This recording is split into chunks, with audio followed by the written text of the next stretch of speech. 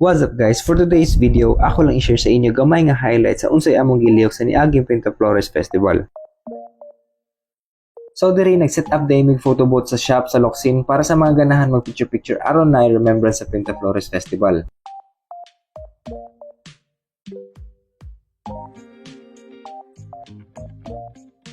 Shoutout day ko ani nila ma'am ug sa mga ubang customer. Wala ko'y picture or video sa tanan pero mao day ni ubang sample sa picture ug gi-appeal na lang pud nako among pictorial. Pagkataod-taod nagsugod na og pangagi ang mga dancers sa Pinta Flores. Pasensya lang ninyo ang ubang video nako kay ako ra pud gigrabikan sa akong pag-live ato.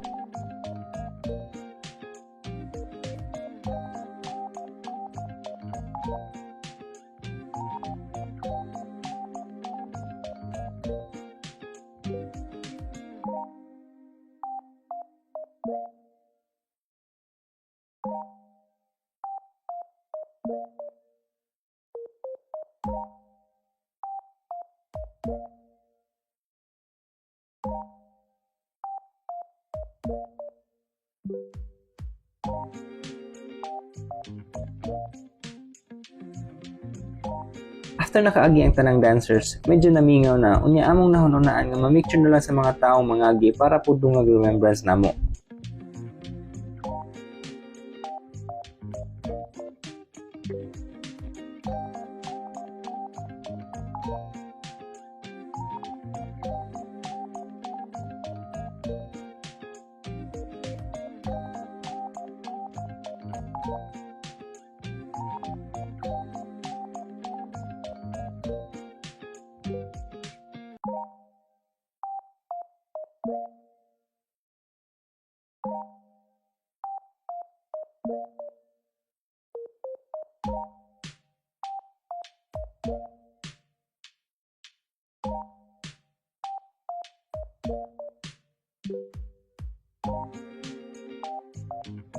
Sa mga wala pa nakagrab sa ilang picture katong mga napicturan, kuha lang ninyo sa Inuis Printing Services Facebook page ug shoutout na lang sa inyo.